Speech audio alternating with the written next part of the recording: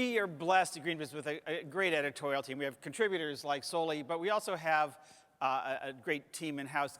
Can we very quickly, Elsa Wenzel, our managing editor, the woman behind the scenes who keeps us going. Can you just stand? I know this is not your favorite thing, but stand and wave, say hello. And around Elsa is just an extraordinarily talented group of people. We already met Lauren Hepler up at the sidebar there. And I'm really proud to bring another member of our team to the stage. Heather Clancy is a veteran tech writer, just a great writer all around, and as you'll see, a really fun presence on stage. Please welcome senior writer Heather Clancy. Thanks, Joel. Thanks, Heather. Come on. I'm bringing out the latest member of our British invasion this morning. Mark Kenber, he is the CEO of the Climate Group. And hello, Phoenix. Thank you for being here this morning. This fellow came from Brighton. How far did you come? Regardless, thank you for being here. The first conversation this morning did a fabulous job of setting up what we're going to speak about for the next 15 minutes or so, which is clean energy. And I wanted to know, really, Mark, what's different about the discussion now? Nigel referenced sort of the pattern of commitments leading into every COP talk that we have. But what is different post-Paris about these clean energy commitments? Why is now different? So I think we need to start by picking up on some of the things that Nigel mentioned and why was Paris different. If you think the Copenhagen catastrophe, let's call it, of 2009, there were lots of companies then making all sorts of commitments and announcements and calling for this, that, and the other. What changed was that, and I think what we're seeing being borne out now, is that the commitments in the run-up to Paris were aimed to support the Paris process, but were going to carry on regardless of it. And there are some very good reasons for that. One, technology costs. The price of solar panels has come down 80% in 6 years between Copenhagen and Paris. The cost of wind has reduced slightly, but the efficiency has grown a lot. Battery storage has got cheaper. A lot of reasons for companies to be making commitments based on economics rather than just wanting to look good. And when you want to look good, and I think this is kind of echoes what Solitaire was saying earlier, when something's fashionable, people want to look good. When it disappears from fashion, they disappear. This time it's not about fashion, it's about real economics and real business opportunity. And we've found that since Paris, and I have to say I shared the fear that some people had that the day after the Paris climate talks, a lot of the businesses that have made commitments might just disappear in where they came from. But that's not the case. We have a campaign which Nigel mentioned called RE100, where companies commit to being 100% renewable powered. By the end of the Paris talks, we had 56 companies on board, and we thought that perhaps by the end of February, so February the 24th, or whatever it is today, we would have 56 companies on board. We have another 20 from all parts of the world, from all sectors, who want to join. Not because they want to look good in the run-up to Paris or because they want to have a photograph taken with Ban Ki-moon, but because they're realizing this is good business. What do those companies have in common? They have a lot in common and a lot of differences. I mean, I think the starting group were companies that have big brand recognition, have a fairly active and interested consumer base, but also recognize that because they've got long supply chains, they need to build resilience. And that's not only resilience to climate change itself, but resilience to energy price shocks, resilience to policy changes, and therefore investing in renewables, not just by buying RECs, but buying into long-term PPAs, installing their own renewables, builds them some resilience to economic and other energy shocks. The people signing this RE100 commitment, agreement, whatever you want to call it, are they putting a time frame on these commitments? It varies hugely. We started off by saying, well, you had to do everything by 2020. And then we had 2 companies sign up because they said, yeah, hang on, it's going to take us 3 years to work out how to do this. And then, of course, there are those companies that will make a commitment and then work out afterwards how they're going to meet it. And others who want to do all the research, all the studying first, and both approaches. So we've got some companies that are going to be 100% renewable powered by next year. And others, like who? Like IKEA, for example. And then others who have a much longer commitment, but it might be a much more comprehensive one. And so Mars Company, for example, has committed by 2040 to completely eliminate fossil fuels and dirty energy from the whole of its operations. And RE100 is part of that, of a much bigger commitment that it's made. And so it varies. To stick with IKEA for a moment, because yes, certainly they're going to do it by whatever the time frame is, a shorter term time frame. But they've been working on it for a long time, correct? Yeah, although they've accelerated dramatically in the last few years. I mean, as the issue I mentioned earlier about the falling costs, but also that accompanied with renewable energy policy in many more countries and territories than ever before has meant that they, like many others, have been able to accelerate.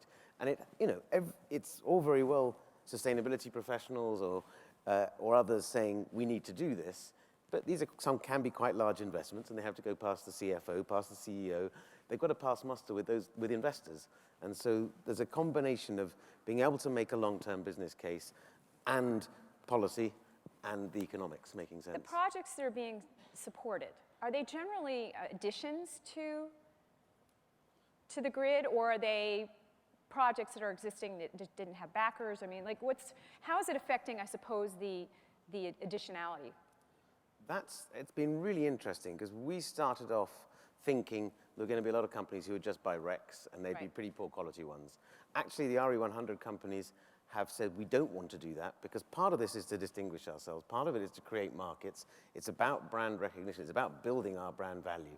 So there are a couple of companies, for example, BT, who had been 100% renewable power, but by buying RECs or by buying a green tariff, they're now shifting quite quickly from that to either on-site solar installations or buying their own plant or investing jointly in plants or long-term PPAs. And we're finding, so of those 56 companies that are already signed up, we produced a report last month which showed that they're about 55% along the journey to being 100%. And the vast majority of that has come from either on-site installation, shared installations off-site, long-term PPAs, and only a small part is RECs. Right.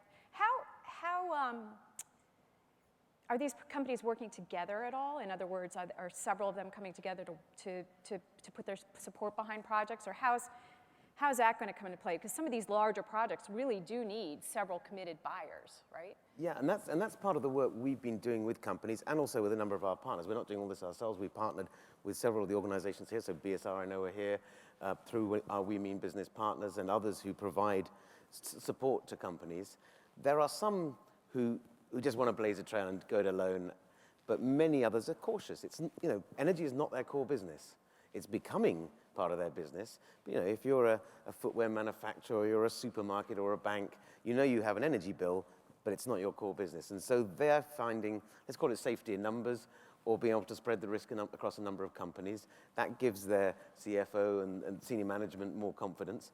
And I think then that will grow. And they're realizing that it's also creating other partnerships, new platforms for innovation. Businesses that perhaps hadn't worked together before are realizing through these renewable energy partnerships there are other opportunities as well. What company surprised you the most by joining this pledge? I mean, do you have, what are the outliers, if you will, the companies that you didn't expect to sign on? I think the one that's made the biggest difference in terms of people's perception was BMW, that signed on in December. Because until then, and this is a point that Nigel was making before, that a lot of the companies that stood up to be counted are, if we're really honest about it, companies with relatively small emissions and energy footprints. They're not the big manufacturers, they're not the big industrials. So to have a world-class auto manufacturer sign up and to cover all its manufacturing operations and say, we will be 100% renewable powered, that's quite a game changer. We've got two other big auto companies, international companies, who we're talking to about joining up. Obviously, the conversations are confidential at the moment, but we're confident that at least one of them will join in the next quarter. And then we're beginning to talk to a couple of steel companies, a cement manufacturer, who may not get to 100% for a long time, but are seeing that this is becoming, in a way, becoming the new normal for industry. Is Salesforce a participant? Absolutely, yeah. So, and the reason I ask is because, obviously, they're a huge software company. They actually don't own any of their own data centers. They work in cloud with cloud providers. But they have been very active in making wind agreements and so forth. A couple of PPAs, I think they're 15 years long. And when I was approached about these agreements, the CFO was the one that was calling and on the phone with me. So how important is that? Is that the sort of level of commitment that the companies in this room really need to go and work on really actively? Or? Absolutely. I mean, I think the example of Salesforce is an example of what we were discussing right at the beginning, that it's not momentum that's lost at Paris. So take Salesforce. There was a piece of paper, it's over there saying Steelcase earlier. Both likewise have invested or announced investments in renewable energy since the beginning of this year. And as far as the CFOs are concerned, it's absolutely fundamental because this is about making a business case. There are, of course, reputational benefits. There are customers who may choose to go with a company that's more renewable than another. But as we know, I mean, I think Solitaire will probably could speak longer about this. You know, most of us are driven by price and quality. We have some add-ons. So businesses have to do this by and large because it's going to make them or save them money. So we did, as I mentioned, we surveyed the RE100 companies earlier this year. There are a variety of reasons, but in several cases, one of the core reasons was, one, that they believed that renewable energy or renewable power would be cheaper over the medium and longer term. Two, that they would save money from avoiding the risks of energy price volatility. And those were the arguments that convinced their CFOs. Then if you can add brand value, you're going to attract new markets, you're going to be able to drive cost savings down your supply chain, that helps too. But those first two, those were core determinants of the decision. We talk a lot about wind and solar projects, and many of the announcements center on those, but what other, where else are people going? Well, the wind and solar are the biggest, and solar in particular is the one that's growing fastest because companies can install solar on their own properties, whether they be their warehouses, their stores, their manufacturing. And it's easier to do in a modular fashion. You can build it over time. Mm-hmm. But a lot are now beginning to invest in energy storage, and I'm sure a lot of the companies in the room here are thinking about that. They're thinking about, some are using biomass anaerobic digesters. In some places we're seeing run-of-the-river hydro, small micro and small hydro plants. But those are probably the biggest. I think solar is the one that is going to increase because it's become much, much cheaper, because it's relatively straightforward, it's better understood, and there are many, many developers and financiers who are beginning to understand it, and that's a sort of key change. And with, you know, I mean, I'm speaking specifically about the US right now, but how much does policy affect that answer? Like, is that going to happen regardless of whatever wacky things happen in this country over the next year or two? It will and it won't. I mean, I think in the renewables industry, and if you speak to friends and colleagues in the renewables industry, they are very wary about policy and policy incentives. Now, obviously, people here celebrated when production tax credits were renewed. It's a driver in the short term. But I think very few of the RE100 companies are making their investments in renewables contingent on policy. They've seen what's happened just recently in my country, in the UK, where the subsidy's been reduced by nearly 85% right. Almost overnight. They saw retroactive removal of support in Spain several years ago. You can't rely on that. Mm-hmm. And so they're making business decisions or investment decisions based on what they see over the short, medium, and long term is going to be in terms of how much they pay for electricity. Now, many of the companies that we work with have made commitments across the whole world. Right. And there are regions where it is more difficult to invest, to get renewable power. So there they are having to engage in policy. Such as? Well, I mean, in some of the countries of Central Europe, until recently, renewable power policy and incentives and tariffs haven't been very clear. In China, we've worked with a couple of companies, and the energy sector is a strategic industry, driven by the central government, and the rapid, enormous growth in renewable energy in China has been driven by central government incentives and mandates. And there hasn't been, apart from companies wanting to put solar panels on their roofs, there hasn't been a policy framework, there hasn't even been a sense that this is something that any company would want to do. So the companies we're working with in China are having to engage with NDRC, with the energy ministries, with local governments to create policy frameworks. And that's probably, I think, now the biggest opportunity for all the companies here and others, is we're still in a fairly undeveloped landscape in terms of policy supporting energy procurement and particularly renewables. And so rather than just standing on a platform and calling for general policy, here's an opportunity to shape policy that supports something that is going to increasingly be part of core business. Okay. I think we have time for one question from the sidebar, if you've got some active Twitter respondents there. Yeah, this conversation seems to have struck a nerve. We've got a frenzy of activity, actually. And Frenzy, Mark. Yeah, a few of the questions revolve around supply chains and how member companies are taking that into account, since a lot of emissions can be embedded in manufacturing and that sort of stuff. Yeah, it varies, but I think what's interesting is that many of the RE100 signatories several of them started off by trying to do something that was kind of straightforward. We'll just do our headquarters. No one will realize that we don't manufacture anything, and in many cases, we may not even own our stores. But peer pressure from other members has said, look, if we're going to take this thing seriously, we've all got to take it seriously. If it looks like a bit of fluffy greenwash, then we don't want to be part of it. So there's quite a lot of peer pressure on that. There are companies that have realized that actually there are competitive advantages. There are both in terms of cost along their supply chains, but also in terms of engaging with their suppliers. And this is a way of engaging that the suppliers like. It differentiates them from others, and you can build in sort of longer-term supply agreements with support for renewables, and linked to that, of course, energy productivity. So I think there were a few companies who thought, well, we'll do our corporate HQ and then no one will notice. And they either haven't joined RE100 or are being pushed into going up and down their value chains, because it is a driver of value. You said there was a frenzy, so let's take one more.